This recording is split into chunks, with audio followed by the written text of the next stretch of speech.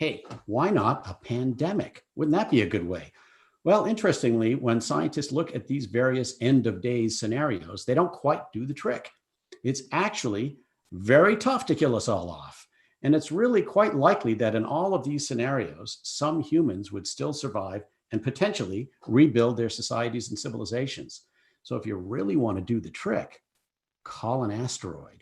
It turns out that the one truly existential threat that really could wipe us all out is an asteroid impact. You might think that's a scary thought, and it is. But bear this in mind, if it weren't for asteroid impacts, everyone attending tonight's talk might look more like a dinosaur than a humanoid.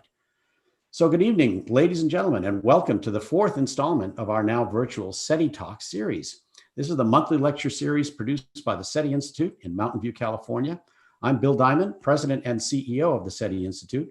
We are a 501c3 nonprofit research and education institution, and our mission is to seek out life beyond Earth. Where have you heard that before? And understand and explain its nature, origins, and evolution. Like people the world over, we're currently doing this work from home, but our research, education, and outreach programs continue unabated. Our SETI Talk series has been going on for many years, and we video record every single talk.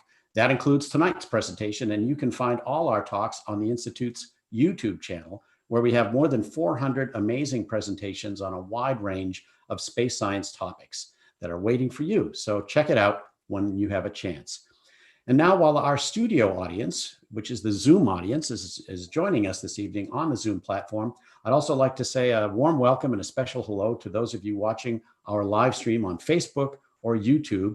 And I think we might even have 2 or 3 people joining us tonight on Twitch. So hello to you as well. As we do at every talk, we like to poll the audience to find out who's joining us for the first time. Those of you joining us on Zoom will see a pop-up on your screen where you can let us know. All you have to do is select the answer that fits and hit the submit button, and we'll share the results later on. And now that we're virtual, we're able to engage a worldwide audience. And really, we'd love to know where you're watching from. So if you're on Zoom, you can use the chat function to tell us where you are watching from. And if you're watching on Facebook, let us know in the comment section. Honestly, I don't know if you can do that on YouTube, but in any case, we love to collect that information. It's always inspiring to us that we're reaching people all over the planet in crazy time zones. Sometimes wonder if any of you get any sleep, but a big welcome to you. And of course, a very special welcome back to those of you who have joined us before or even seen our lectures in person at the SRI Auditorium in Menlo Park. So answer that question. Have you attended a SETI talk before? Yes in person, yes online, or no, and hit the submit button. So tonight, we're on the hunt for asteroids, or NEOs in scientific parlance. That's for near-Earth objects. So SETI Institute astronomer and senior scientist Dr. Franck Marchise will lead our conversation tonight with 2 subject matter experts on our most numerous and perhaps most notorious solar system neighbors. We will have time for audience questions after the moderated discussion, but we ask you to wait until the discussion is over to start asking your questions, because otherwise they pile on too fast and furious and we can't keep track. So when my colleague Franck gives you the cue, please go ahead and ask your questions. You'll use the Q&A function at the bottom of your screen if you're watching on Zoom to ask questions. We'll try, if we can, to watch questions that might come up on the comment section in Facebook and see if we can address those as well. But my colleagues, Rebecca McDonald and Simon Steele, will be fielding your questions on Zoom, posted via the Q&A function that you can see in the bottom of the screen. So we probably won't have time for all your questions, but we'll do our best to address the most intriguing. So ask the most intriguing ones. Now with that, let me turn the mic over to Franck Marchise, who will introduce tonight's speakers and lead us on our asteroid expedition. Franck, over to you. Thank you, Bill. Welcome, everybody. So I would just start by saying that we put together this talk to honor the asteroid month. The month of June is a special month in astronomy because that's the month where we are focusing on asteroid. But of course, when we decided to put this talk together, we thought that planetary defense was one of the most interesting subtopics in the category of asteroid. So I'm going to disappoint some of you here. What we meant when we talk about planetary defense is not some kind of science fiction movie with spaceship ready to defend Earth or against alien invasions. We are talking about a way to to detect, mitigate near-Earth object, asteroid that could cross the orbit of our own planet. So it's boring, but compared to a science fiction movie, but it's a very interesting field, and it's a true field of research which has been initiated more than 20 years ago. So to talk about this field of research and to talk about how and why people are studying asteroids to defend our planet against impact, I invited two researchers in this field of research. The first one is Larry Dino. Hi, Larry. Aloha.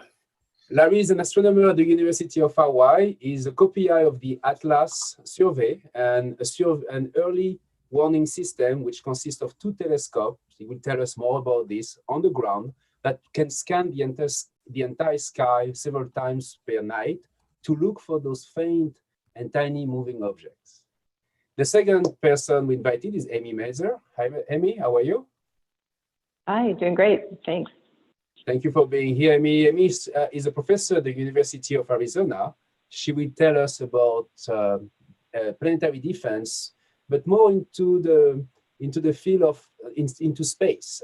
Amy has been involved in a large number of projects to search and to characterize NEOs, near-Earth objects, using space telescopes. She is also the PI of a new mission that will come soon called the Near-Earth Object Surveillance Mission.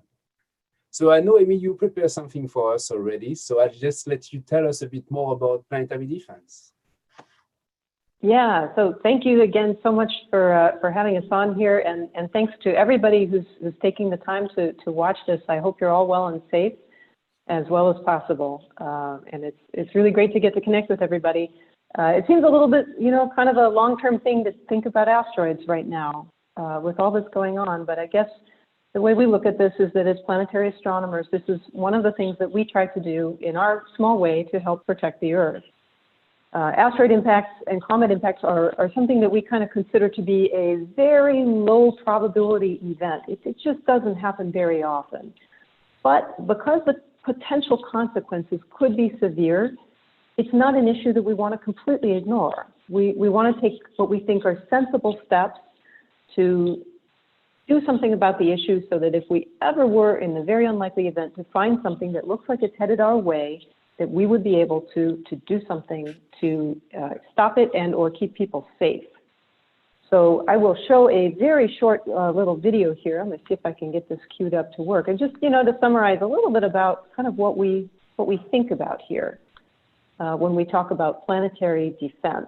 And like Frank says, we're not talking about spaceships, shooting laser beams, but we are talking about trying to, provide some meaningful ways to understand our Earth's nearest neighbors, and maybe be able to stop them if they get a little bit too close for comfort.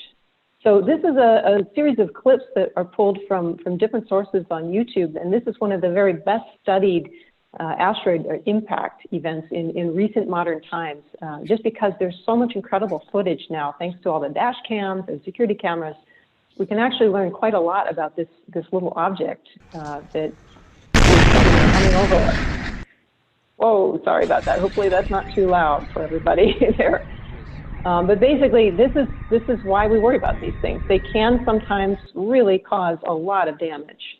And you can see here, this really scared a lot of people. And I apologize to any Russian speakers who are out there because I think these are swear words. I don't speak Russian myself, but it doesn't sound good. So basically what you're seeing and hear there is basically the shock wave. This is a very, very, very tiny asteroid. This is only about something like 20 meters across, so it's pretty small. It's probably about the size of the room that you're sitting in. But it exploded over the Earth's atmosphere over Russia a few years back, and it scared a lot of people. Fortunately, nobody was killed. It did cause a bunch of injuries, but there were no fatalities. And you can see these poor guys here, it just scared everybody because it was so unexpected. So when we talk about planetary defense, what we talk about is trying to find potential impactors like this one well in advance before they get anywhere close to the Earth. Now, this particular object was not detected before it exploded over the Earth's atmosphere. And in fact, we had no way of seeing it because it came in from a direction on the sky that was pretty close to where the sun is on the sky.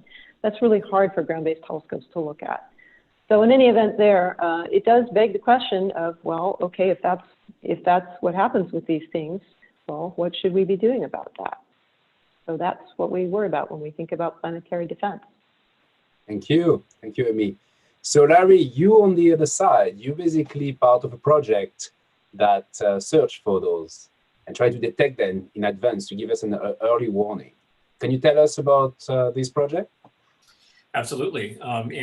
Like Amy did, I'd like to thank everybody for taking time out of your day, your evening to hear us talk about planetary defense, and hope you're all safe wherever you are.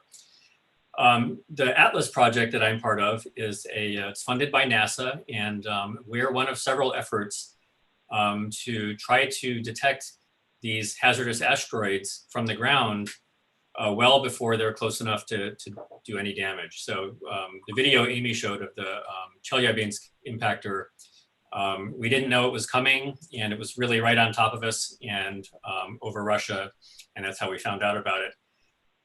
To be effective to defend the Earth against asteroids, we need to see these things weeks or even years in advance of them being really close to us. And so ATLAS is a telescope survey of the sky, of the night sky, that tries to find these objects well before they're close to the Earth. Planetary defense from the ground is really you can think of it as a layered approach to discovering hazardous asteroids.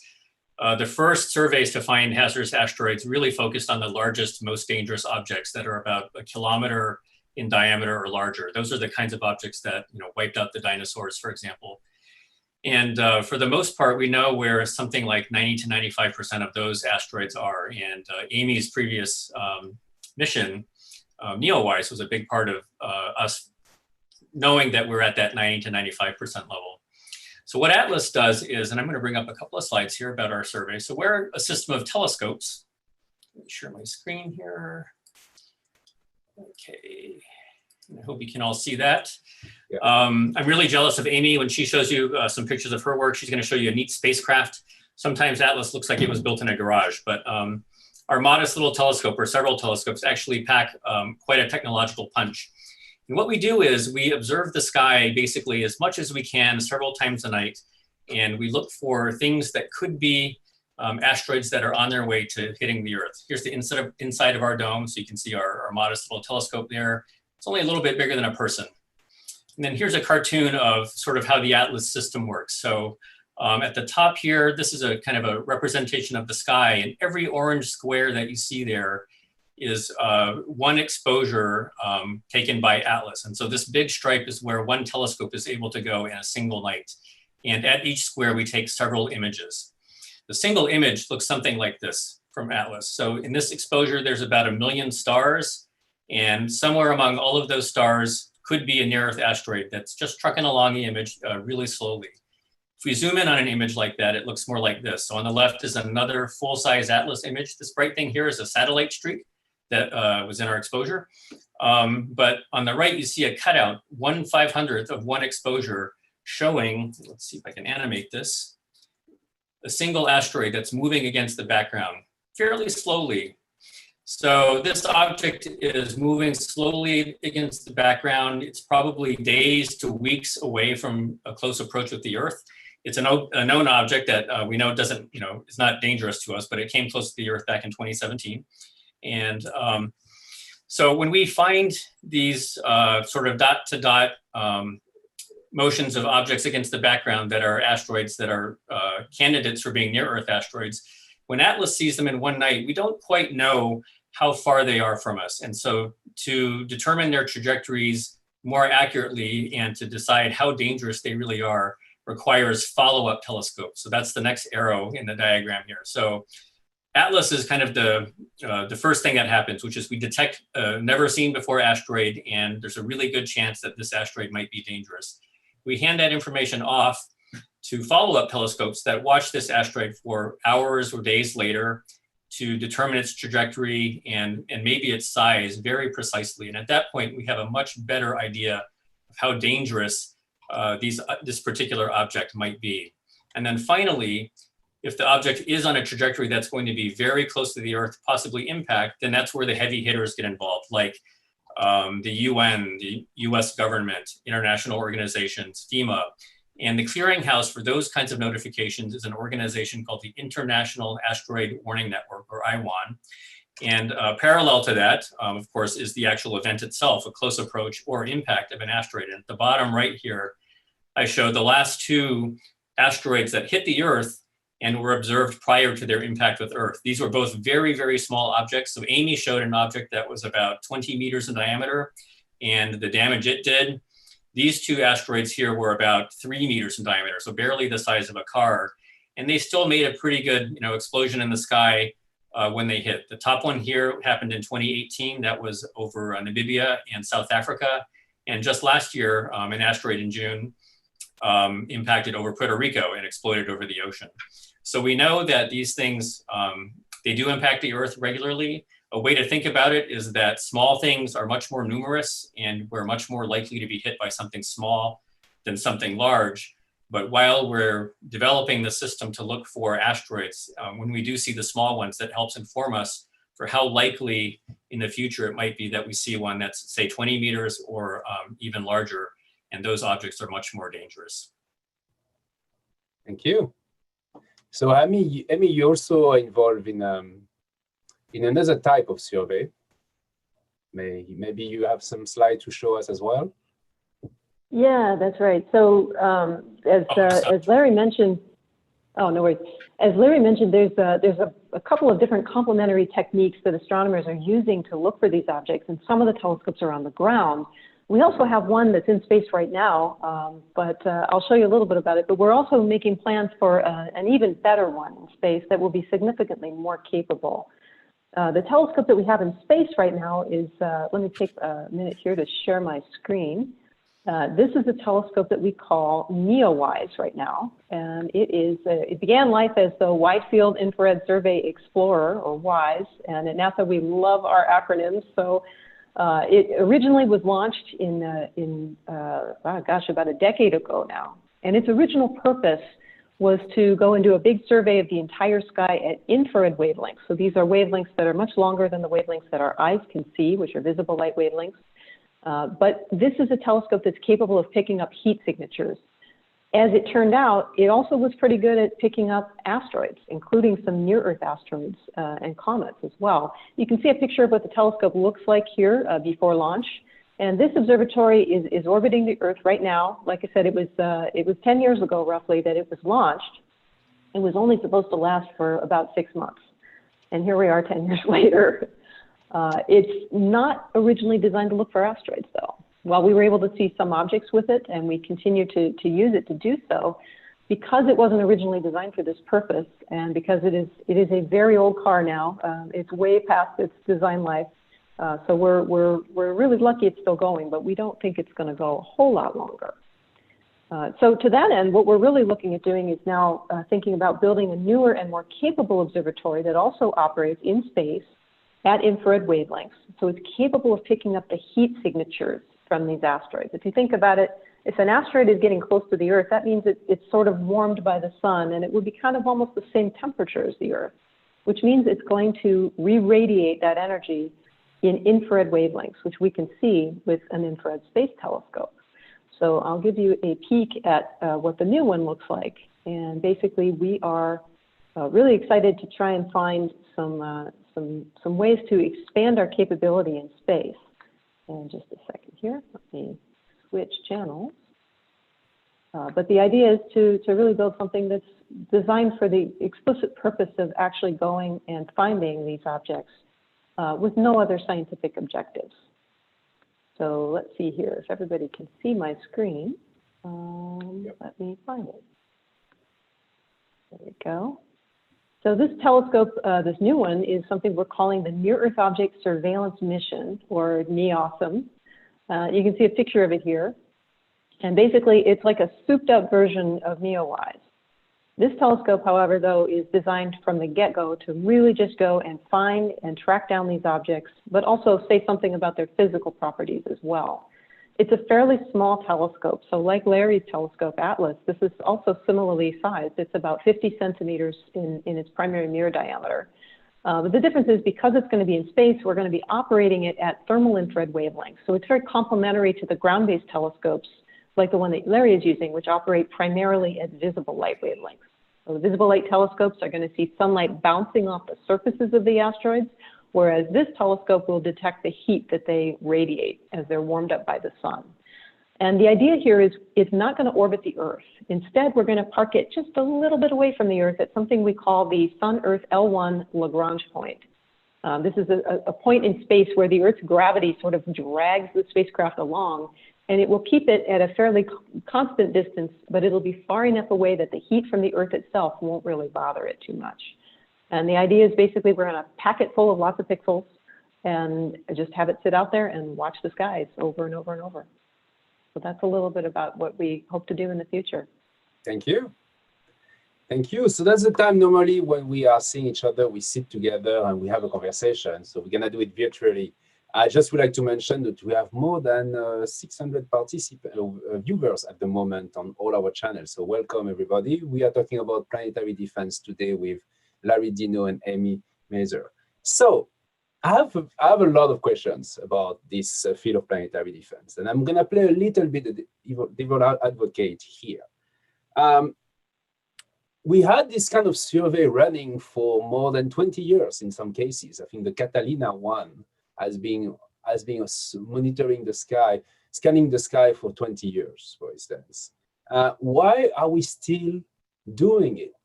What is ultimately the goal of those surveys? When one day, it will be possible one day to say, that's it, we know all of them, all these NEOs, we're done. Is that something that is possible? Well, I think you've raised a really good point. These things are just plain hard to find. And I think, Larry, you mentioned it. They're faint. I mean, you saw a little bit about what we're up against when you look at that image, and it's just swarming with stars.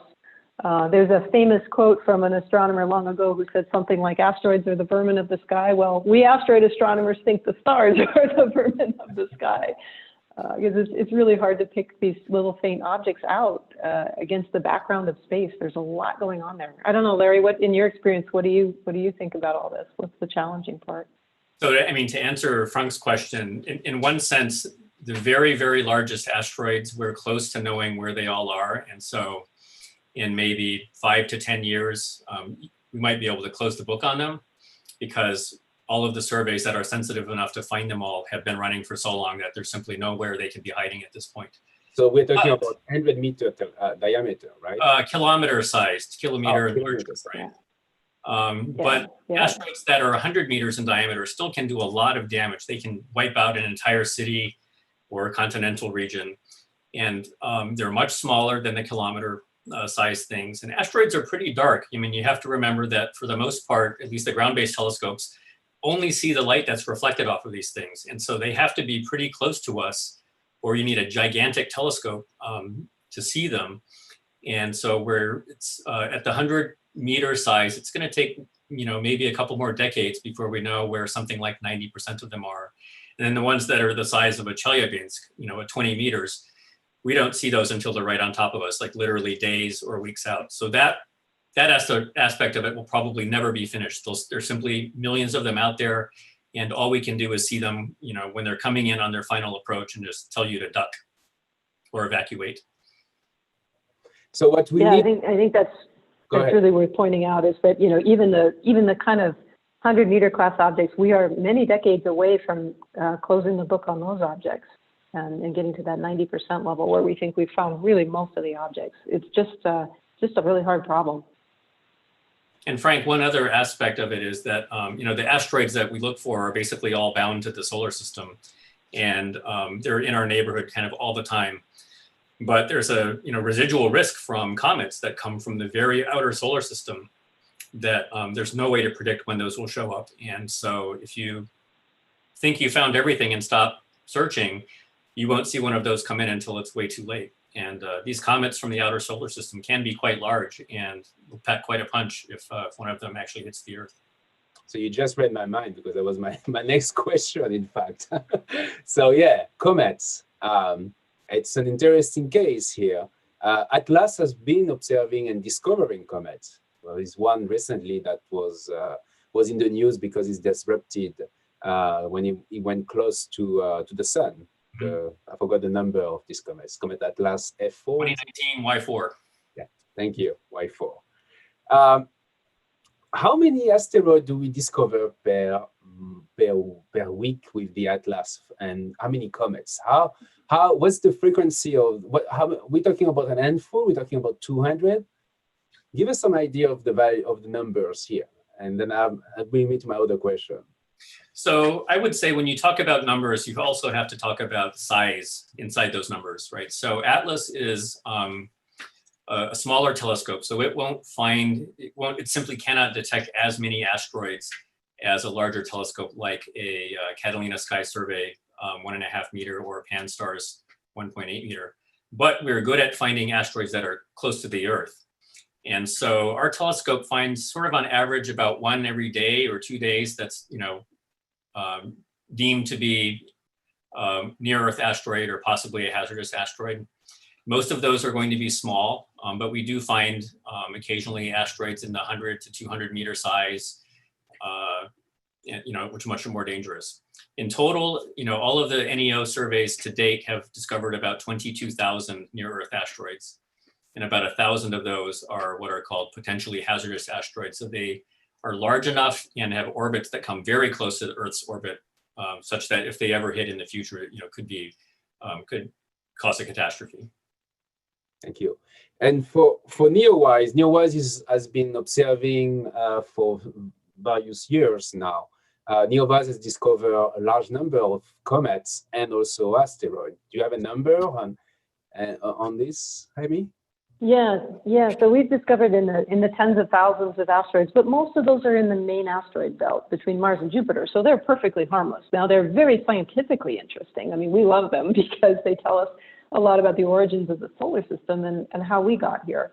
But in terms of the near Earth objects, we've observed something like 1,000 objects, and I think discovered a much smaller number than that in comets. But the real value of doing this work has been that it's allowed us to say something about the true ratio of lighter surface asteroids to the darker surface asteroids. And that tells us something about the distribution of compositions that we expect out there.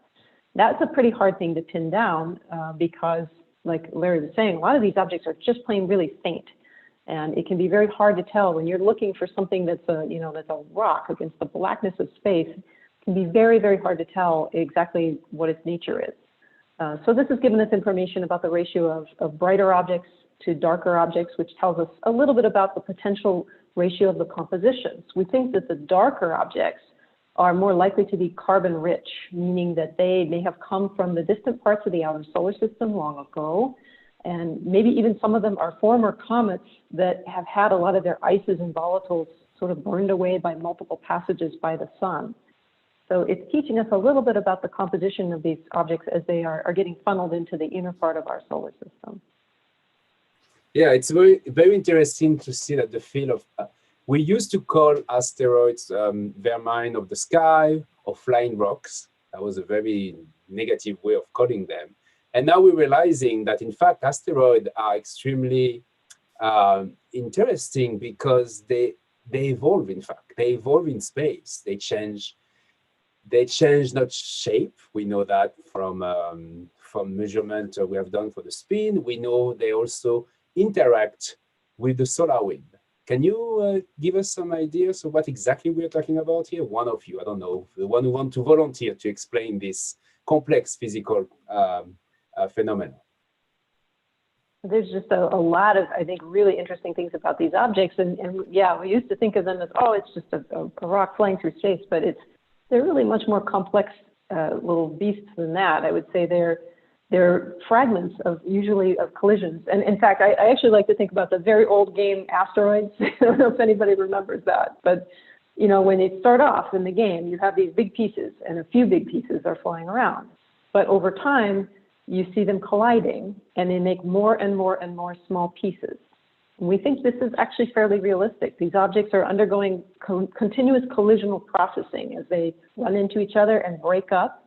And in fact, asteroids have families. We know that they have relatives, actually, that we can tell because they have similar orbits, similar compositions, and similar, just their reflectivities look very uniform within a group of these objects. So we can tell something about how they originated and collided. We also know that they're influenced by more than just gravity. The influence of the sun is enough to actually change their orbits and their spins, and could even influence their shapes over time as they start to evolve and spin up or spin down, and that allows them to change shape. So they really are. There's a lot going on over time. I don't know, Frank. I think that's my summary of it. They're actually really kind of fascinating and ever evolving objects. Yeah, Amy covered it really well. A way I heard it put that I really like is asteroids are sort of the fossilized solar system, that they preserve a lot of history about how the solar system developed. And if you can understand asteroid surfaces and how asteroid orbits evolved, so from these families that Amy talked about that come from prehistoric asteroid collisions, then you can start to piece together the early time of the solar system and how it reached the current configuration that we all know. All right, so let's go more into the field of planetary defense. Both of you work in an area where you basically detect a potentially hazardous asteroid. Okay, let's make the scenario. You're observing with Atlas tonight, and you see an interesting target. Bright enough, coming very close to us. You know that from the proper motion. What's next? What do you do concretely? So what Atlas does is, as our telescopes operate, so these candidate near-Earth asteroids that the system sees, we send those to an organization called the IAU Minor Planet Center. So they're the clearinghouse for the distribution of observations of new asteroids so that other telescopes know where to look to keep tracking them. And so once we discover something, we go back to surveying and we leave the follow-up to other telescopes that are better suited for it. If the asteroid's believed to be dangerous, then organizations like JPL, so Jet Propulsion Laboratory, there's an organization in Europe called NEODICE. They do really detailed hazard analyses of these objects to determine trajectories, near the Earth, or if they impact the Earth, what is the likelihood of an impact happening? So you can think of an asteroid as kind of being living in this probability cloud, right? That you don't know exactly what its trajectory is. Its average trajectory, and it might come close to the Earth, but there's a chance that it might hit the Earth, whereas most of the probability might not. And so JPL tries to get a handle on those probabilities and try to figure out how hazardous something is. So if you get to something like let's call it a 1 to 2% chance of impact, that's enough to catch people's attention, let's say. And some of the machinery involved in possible evacuation or whatnot starts to get started, depending on the size measurements that come in. So when Atlas sees it, these objects are just a pinprick of light. We don't know really how big they are. And you can't act in a civil defense, capacity until you have a really good idea of what's the size and therefore the sort of explosive nature of this object when it gets to the Earth. So the follow-up observations are very important for that. And as that information comes in and the story develops, then organizations like NASA, JPL, UN, FEMA start to get into the conversation, and they think about what areas would you evacuate? How important is it to evacuate? What is the right civil defense action to take for this event? And it's actually a very tricky question because the probabilities everything is pretty uncertain until very late in the game. And so you need to take reasonable precautions for, as Amy put it earlier, a low probability, high consequence event. All right. Yeah, we meet every year, every 2 or 3 years for the Planetary Defense Conference. I see you often there. And this is the kind of scenario we basically simulate. It's always interesting to see the complexity of taking very simple decisions, such as how are we going to observe it now? Are we going to send a spacecraft to mitigate the orbit? Maybe we're going to discuss that later as well. But first, Amy, you mentioned that you're working on this new mission, the new Discovery class space telescope, the NEO SM, right? Will this system completely fully integrated into this overall system that Larry described? Will we get data almost in real time? Yeah, that's the plan. I mean, so basically, I think, you know, what you're maybe getting a sense from hearing from Larry and I is that this is a problem that needs a network of telescopes really to be able to fully address it. And so you'll have some telescopes on the ground. Some telescopes like Atlas are more focused on finding the really close nearby smaller objects. Other telescopes are going to be devoted toward looking for the really big ones, but when they're much further away. So we want these overlapping capabilities because it's kind of like setting up security cameras on a house. You know, one looks at one zone and another's looking at another zone. And together you get a kind of complete picture of what's going on. So for this telescope that we're thinking about, that we're working on building, it's basically designed, like I said, to just go and sit out very close to the Earth, about 5 lunar distances away. And it'll just be constantly beaming back images, one image every 30 seconds. And so we'll be, just like we do with the ground-based telescopes, we'll be mining those images, really looking to cull out the moving objects from them. And every day we'll be sending the detections to the Minor Planet Center, which takes, as Larry said, all of the detections that everybody who's working on this field collects and submits, so then we can start to figure out, is this an object we've seen before? Is it possibly a new one? I think Larry said it really well. When we first see these objects, we don't know a whole lot about them. We just see a little dot moving across the sky. And so we have a lot of work to do to try to figure out, well, does it look like it's bound by the force of gravity? Could this be a real moving object? Can we associate it with something we've already seen? And finally, what can we say about its trajectory if we really think it is a new object? All right. So let's assume that we discover one day one of these 100-meter diameter asteroid, and from the orbit combining observation that you mentioned, we have a better idea of the probability of impact. Okay, what can we do next? What's the solution? Is there a way to avoid an impact, or is there a way to minimize the effect of the impact? Well, I think what we would do depends a lot on what we know. And the surveys for potentially hazardous objects that we're designing, especially the advanced ones, like this telescope that I'm working on now, the new one, is designed to find the objects when they're 10, 20 years away from impact, so that you have time. Because if you have more time, then you can do more things. As Larry mentions, when you only have a few days, your options are fewer. So we'd really like to find them when they're far away from a potential impact. And then, like Larry says, we'd also like to gather information about the object, the size, what it's made out of, what is its shape, does it have a moon or something like that. Larry, I mean, you want to speak to that? I think that's part of the game, right? It's to get more information. Oh, that's exactly right. I mean, there's really a couple of regimes that you have to worry about, right? So, and Atlas is focused on the regime of something is literally days to weeks away from hitting us, and that's not enough time to develop, launch a spacecraft mission. All you can do is get out of the way. And so, where is the place where you need to get out of the way? That's kind of the game at that point.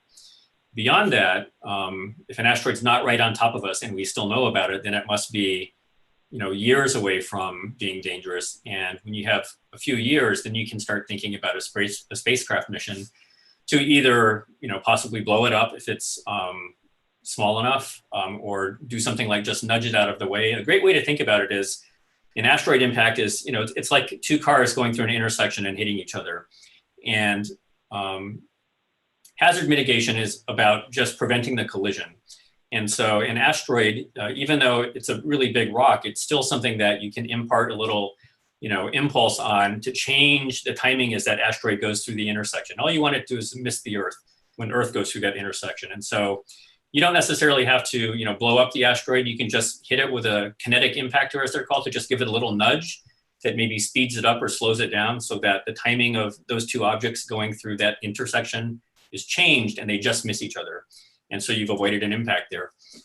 For asteroids that might be decades away, we have time to think about, more elaborate missions, and we have more time to gather information about these objects. So we may find out, for example, that 30 years from now, there's a large asteroid that has a decent chance of impact. But if we wait 10 years from now and get even more observations and know its orbit even more precisely, we may be able to rule that out. So it's a little early to think about maybe a mission for something that's not going to happen for 30 years.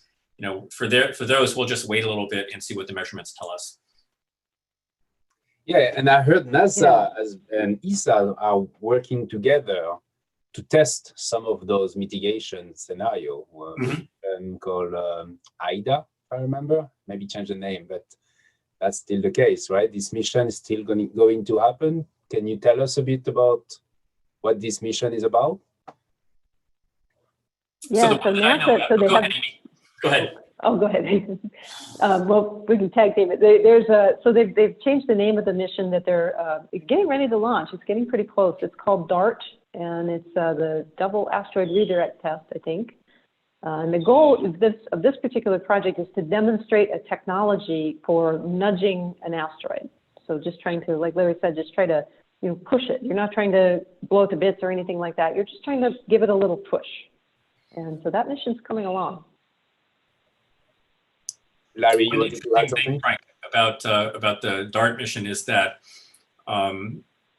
so the asteroid they're going to is actually a double asteroid, and near Earth objects have a higher incidence of being binaries or even triples than main belt asteroids. And so when Atlas sees an asteroid, and I think NEOWISE will be the same way, or NEOSM, Amy, we won't know whether it's a double or single asteroid at that point. And so further observations as this thing gets closer will reveal that. And so the mitigation strategy then becomes a lot different, right? If you have two, similarly sized things that are kilometers apart as they come, and hit the Earth, then what do you do? So that's another, way of saying that when these things happen, we really need a lot more information. We need, additional follow-up, and we need to get all of that to understand what we're dealing with as completely as possible. So basically, you're telling us we need more data. As always, yeah. Always. Conclusion of every conversation with scientists, right? Yeah. So something a little bit more light. I think Amy prepared something for our viewers. But before you show this, Amy, I'm just gonna mention to the viewers, that they can now ask for questions. We are going to take questions from you. Rebecca and Simon will basically tell us the questions. So go ahead, send the questions. But Amy, tell us what you have prepared for us. Yeah, so Larry and I and Frank, we were talking before this the webinar, and we were thinking, okay, we've observed a lot of asteroids, all of us, and we love asteroids. But there's a few that just sort of rise to the top that are, kind of our favorite asteroids. So I thought we would talk a little bit about our personal favorite asteroids, some of them. So here you go, folks. These are our favorite asteroids. I think they are, it's just fun to, kind of reflect back a little bit on some of the things that we've looked at over the years and that we have enjoyed studying. So let me see if I can pull this up here 1 second. Here we go. Okay, and just a second here.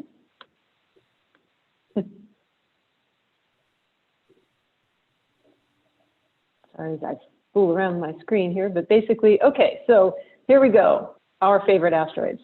So this first one here, Larry, do you want to tell us about this one? This was your favorite asteroid.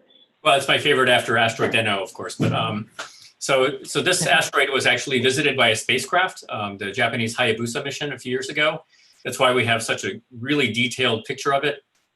But one awesome thing about this asteroid is, if you can imagine it, looks like an otter lying on its back floating in the water.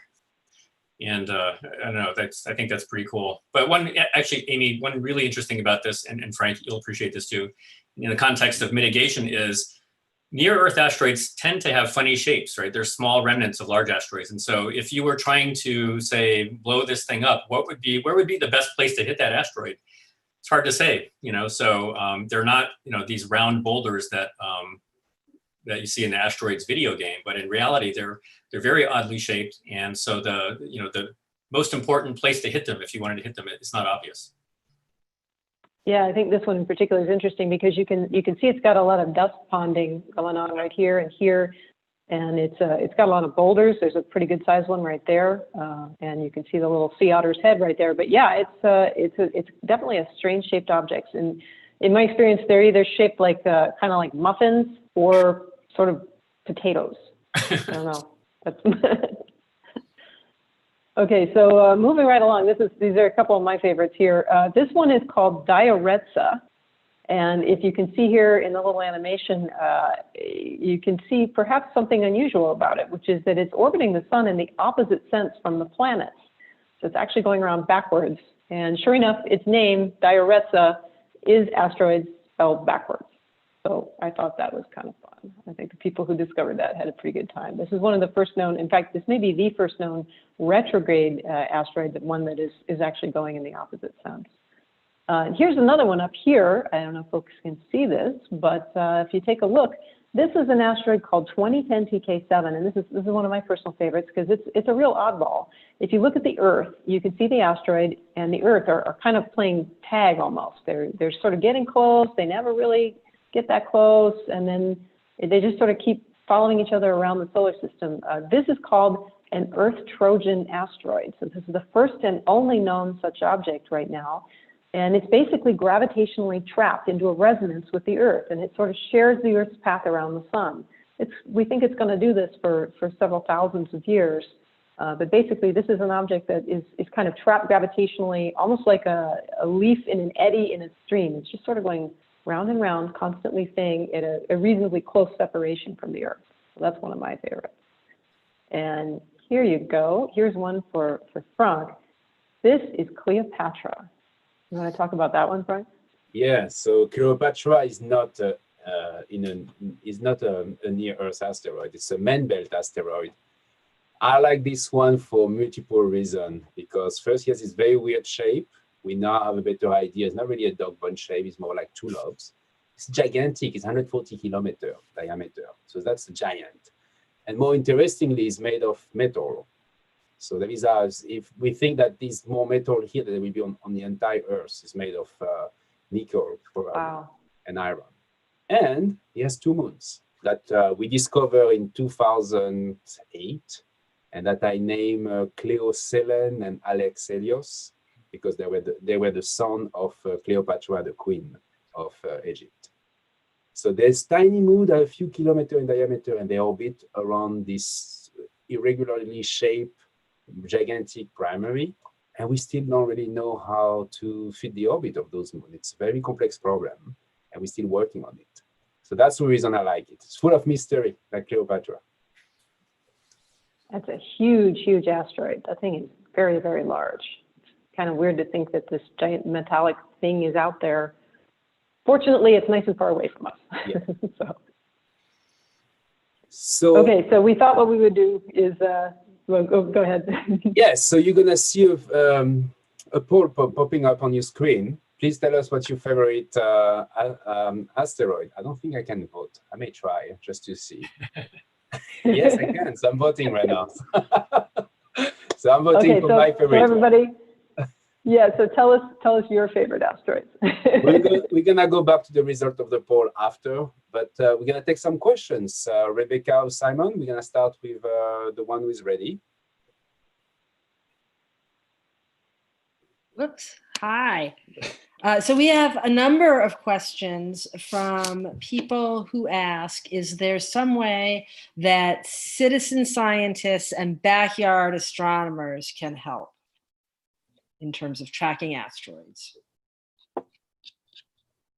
So it's a really interesting question. And so let me answer it in a couple of ways. So small semi-professional telescopes actually have historically played an important role in the follow-up of near-Earth objects. And today, I think that's still true. Although the survey telescopes are getting more powerful, which means that the follow-up telescopes themselves have to also be more powerful to follow these asteroids, which has kind of priced a lot of the semi-professionals and amateurs out of it a little bit. But still, as these things get closer to the Earth, there's definitely a role that these kinds of telescopes can play in continuously tracking the asteroids as they approach the Earth. And the second is a little bit more far-fetched, but I think it's something that down the road may be real.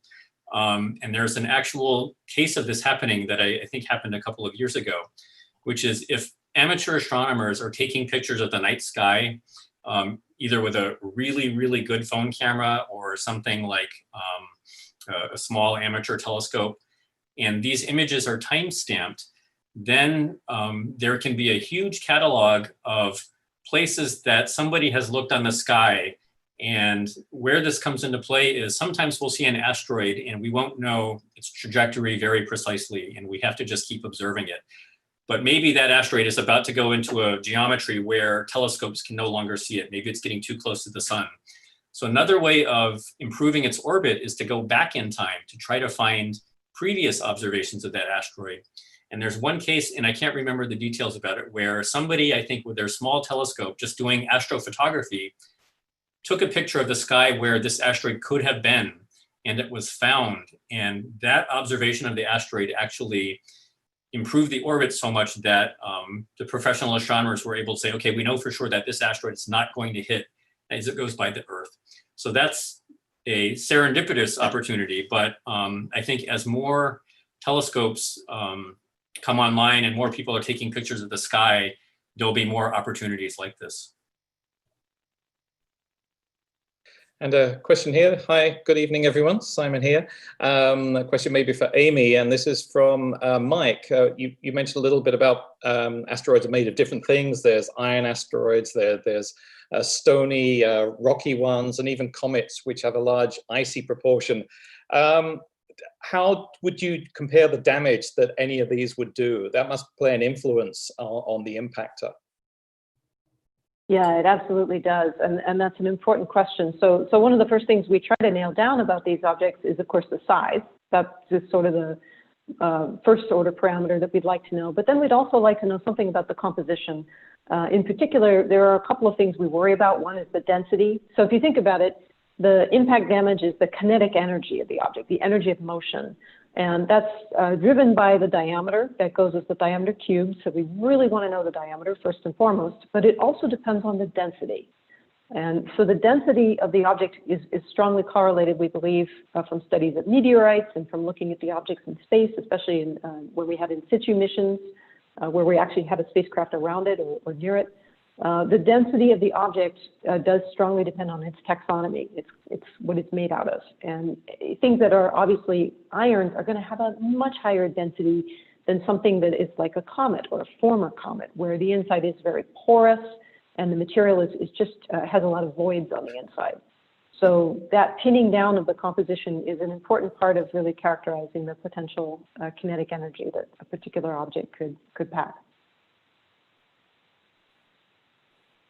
Great. We also, it's interesting, there's a lot of themes to some of the questions, but there have been a number of people who have asked about Starlink and other satellites and whether they help or hinder in asteroid detection. Yeah, that's an. Go ahead, Amy. Well, it's always an increasing challenge for astronomers, right? Because on the one hand, we really want the cost of launches to come down because it makes us, have better and easier access to space. But it's certainly true that a lot of people are going to be using those low-cost launches too to put up satellites to do all kinds of different things.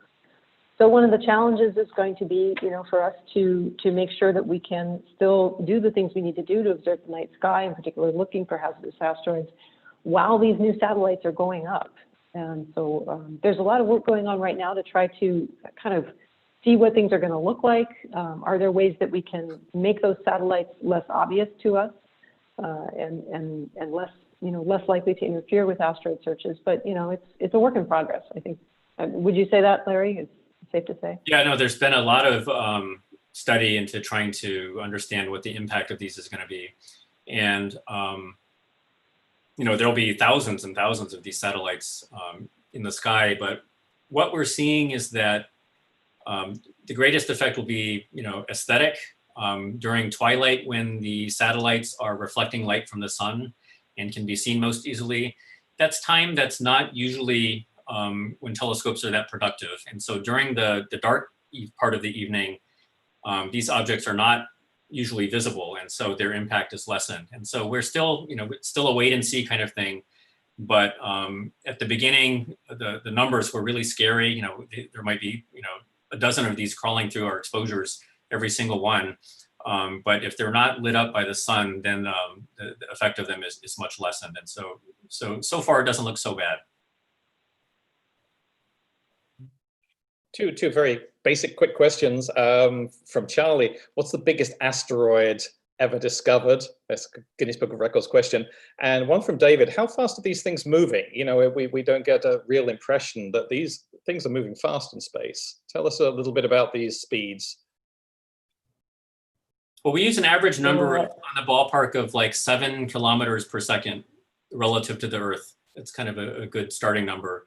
Can be faster than that depending on the particulars of the orbit, but an average impact velocity might be about 7 to 10 kilometers per second. So multiply that by something that's, the diameter of a football field and, made of iron. That's a pretty good kinetic punch there. And for comets, Yeah, and 3 times higher, right? Sorry. that's exactly what I was going to say. That's right. And the comets, part of the reason we pay attention to them is because they are moving so much faster on average, and they tend to be pretty large. So we want to keep an eye out for those too. The largest object, just to answer that really fast, is in the main asteroid belt is Ceres, which has a joint designation. It's kind of a fun object. It's both an asteroid and a dwarf planet. And it's so big that it's actually round. Its self-gravity is enough that it's actually shaped itself into a round ball just by the force of its own gravity. So Franck, I know I think you've done some work on it, right? And this is an object you know pretty well. Yeah, we observe it with adaptive optics to characterize the surface and see features like craters and so on. It has been visiting by the Dawn mission as well. So we know a lot about this one now. It's a Sorry. really cool one. Juan asks, there are movies about asteroids in which asteroids are detected years before impact and their trajectory is known. According to what you said, is this science fiction? Is trajectory hard to calculate accurately? I'll give that one a shot. No, it's not science fiction, actually. So the Jet Propulsion Laboratory hazard list, so they keep a catalog of asteroids that are possibly hazardous over the next 50 years. And they assign for each of those asteroids a likelihood of impact based on what we know about them. And these probabilities are kind of in the 1 in a million kind of number. But their orbits are known pretty well. And we can say, that 30 years from now that this asteroid is going to come, between the Earth and the Moon. On this date, we might have the time narrowed down to minutes even, and it's not a stretch to do that. One of the greatest uncertainties, though, in predicting much farther than that is when these asteroids have a very close approach to the Earth actually bends their orbit a little bit as they come by the Earth. And the precise bending is very, very hard to know prior to that event happening. And so the orbit after that is much less well known than before that, that close approach. And so that you have to know the trajectory to, within tens of meters maybe, to be able to follow the asteroid past the close approach and assign a danger, beyond that. But it's not a stretch to say that we know where some of these objects are going to be, 20 years from now. Yeah, I think another part of this is that NASA, so a lot of this work is funded by NASA's Planetary Defense Coordination Office, which is, I think, one of the very best names you could come up with for a division of NASA. But the Planetary Defense Coordination Office funds the search surveys that are doing the kind of the initial finding of the objects, but it also funds a pretty robust program of follow-up. And the follow-up observers are doing just what Larry's talking about, which is basically getting observations over the long term so that we can really refine the impact probability predictions that are made by our colleagues at JPL and in Europe. So it's a kind of a big production to get all of this, but I think there's a pretty good system in place now. We have to expand the capability to find more of the objects when they're further away from us.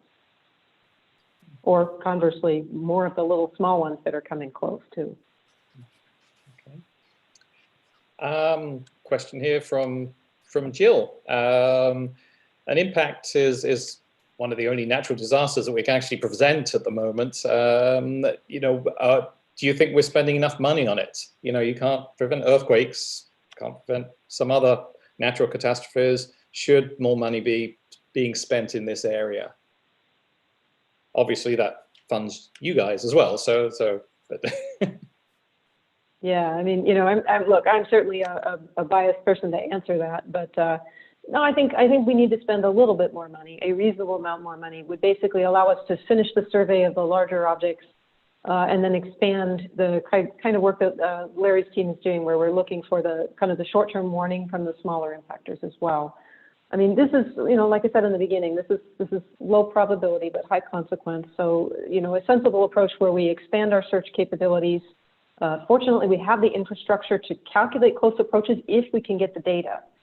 So if we can get enough observations, then we actually do have the power to make the impact predictions and then maybe even mount an effective mitigation strategy.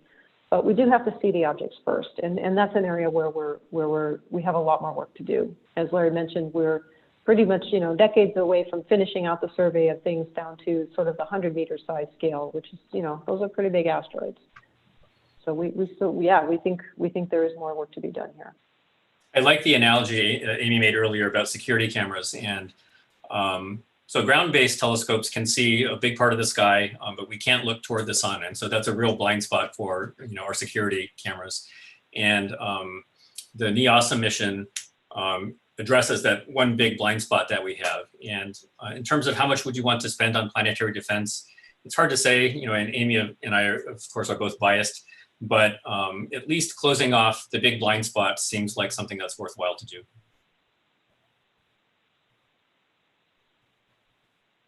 I think we're at a place in time now where we really do have the technology to do that and finish it out. So, you know, from my own personal standpoint, I think we should do that. We should finish it. It's something we can just, you know, cross off our list.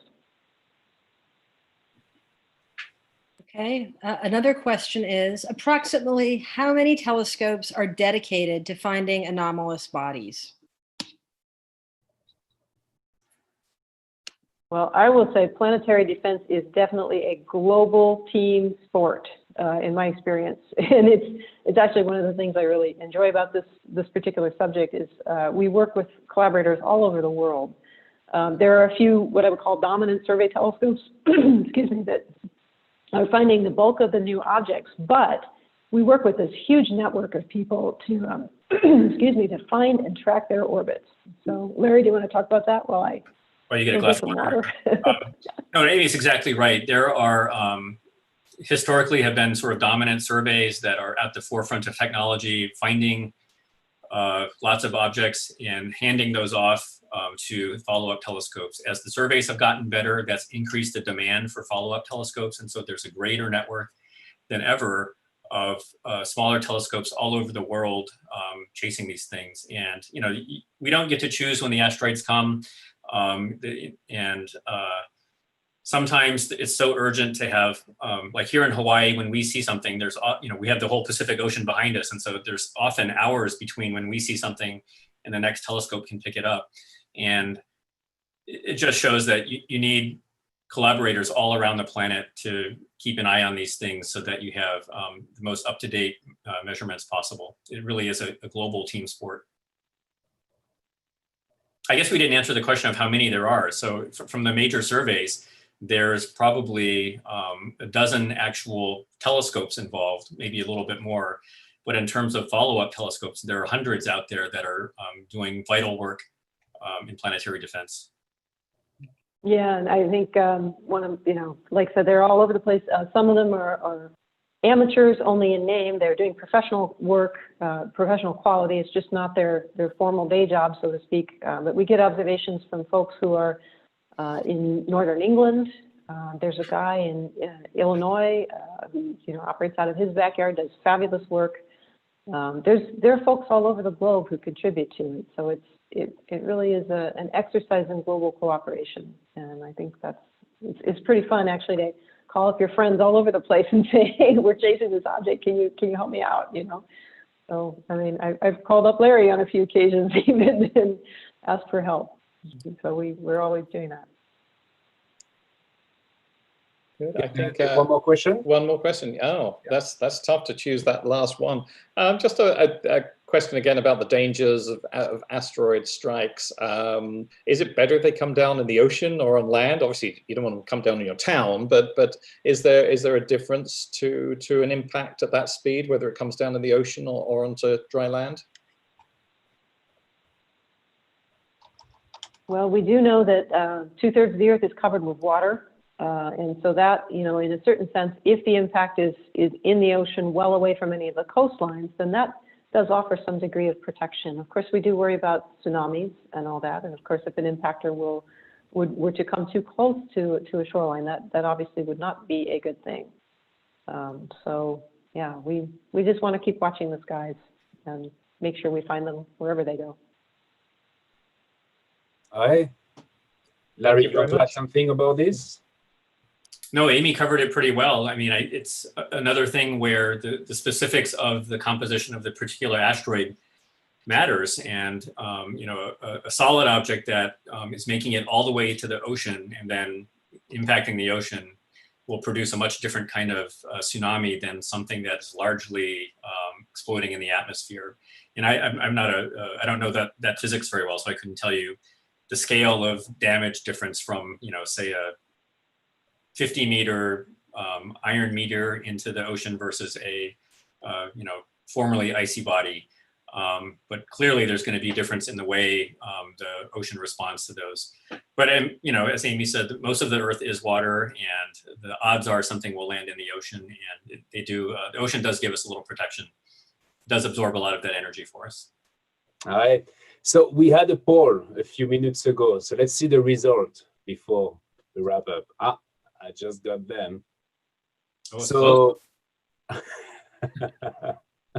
I'm very sorry to say that Cleopatra won.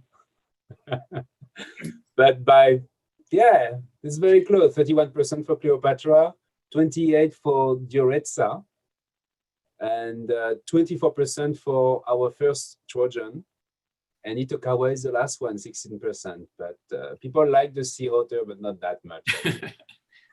It was good, though. Well, that suggests we need to go to Cleopatra. That's our next destination. We should do that. I'm all for it. All right, thank you. Thank you. I have one more question for you before we wrap up, which is kind of, so you've been working in this field for quite a while now. I know your name for a long time. We've been working in this together in some area. So what brought you in this field? What is the story? How Larry and Amy became those astronomers who are interested in planetary defense? What's the story? Go ahead, Amy. Oh, sure. Okay. Well, let's see. I started off in astronomy because as a little kid, I just loved looking at the stars, and I got really interested in space, and I was, knee-high to a fly's eye. And as I started working on the WISE telescope, it became clear that this is an all-sky survey that's going to, look at all kinds of different things in the universe, and one of those things was asteroids. And I got really fascinated in the subject, and it just seemed like working with some of the folks who were really expert in the area, that there's just a lot more to learn about it. And just observationally, they're just fun to work on. They move, so you're constantly trying to figure out where these things are going to go, and chasing them across the sky is an exciting way to spend your time. So I don't know, I kind of fell into it because I was lucky enough to work on a project that had some data on it, and then they're just fascinating little things to work on. Some not so little, but. What about you, Larry? So like Amy, and probably like most of the participants, in this call, I loved astronomy as a young kid, but in high school I kind of got into other stuff, and actually my background is in software development and electrical engineering. And it wasn't until about 15 years ago that an opportunity came up in Hawaii to do software development for a project that sounded really interesting to me. That was the Pan-STARRS project, where I worked on the asteroid detection pipeline. And when that opportunity came up, it was a chance to really look back and sort of rekindle this interest that I had as a kid that I had just set aside. And so I came into it really fresh. I backdoored my way into astronomy, but I came in with so much enthusiasm. because it was something that I loved from so long ago. And then working in it, it has just been, fascinating. And the colleagues I work with, are great, and they're all over the planet. And so just the cultural aspects are awesome. And then, every day I love coming to work and writing computer programs and thinking about asteroids. Good. Well, thank you very much to both of you for your time, for this fascinating discussion about planetary defense. Thank you to all of our viewers. And Bill's gonna say a few words to end this. Thanks again to both of you and to the 600 people who follow us tonight. Great. Well, thank you, Frank, and thank you, Amy and Larry. That was fantastic and fascinating. Asteroids are important. And if you don't think so, just ask the dinosaurs. And if you realize that you can't ask the dinosaurs, it's because of asteroids. So they are very important. And thankfully, there are people like Amy and Larry whose work is devoted to detecting them. And we have a lot of work to do in that field. And Frank is part of that effort, as well as our other scientists at the SETI Institute. So very important work. I agree with the assertion that it's underfunded. A big enough asteroid could really ruin your day. So if you have an opportunity to have your voice be heard and say that this field should get more funding, then by all means speak up. But we thank you all for joining us tonight. It was great fun, very interesting. Again, an important topic. And we hope we'll see you at our next talk, which will be coming up in July, on July 17th. And somewhat related, tonight, of course, a very important tool for the work that Larry and Amy and Frank do is telescopes, both ground-based and space telescopes, optical and infrared. And in July, we're going to be paying tribute to one of the most famous telescopes of all time, at least in modern times, and that's the Hubble Space Telescope. And we'll be also talking about the Roman Space Telescope, which is named for Nancy Grace Roman, a very famous astronomer and one of the biggest, I would say, proponents of the Hubble mission itself, which is now 30 years old and it's still going. And she was also one of the first woman executive in NASA's executive leadership ranks. So, it's a telescope you may have heard of before called WFIRST, but it has now been renamed by NASA in honor of Nancy Grace Roman. So we're going to be talking about those two telescopes on July 17th in our next talk. And to thank our speakers tonight, Larry and Amy, we will do what we've always done traditionally in the in-person talks, but we'll have to do this by shipping the highly coveted, extremely rare, extremely priceless coffee mug that says SETI Talks Lecture on it. And they're so priceless, you cannot find them on eBay or on Amazon. So we'll be sending Amy and Larry those coveted mugs and a SETI Institute patch to thank them for their efforts. And of course, we'll hopefully get together in person sometime to thank them over a glass of wine. So in the meantime, I want to again thank our speakers, thank all of you for joining us on Zoom, on Facebook, on Twitch, and on YouTube. Thank Frank for moderating tonight's talk, and Simon and Rebecca for your fielding all the questions, and Lee and Jasmine for doing the technology behind the scenes. Great to see everybody tonight. Thank you for telling us where you're from. Wonderful to have you with us for this evening. And we'll see you again on July 17th for our next SETI Talks. Thanks very much and good night, everybody. Thanks, everyone. Bye-bye.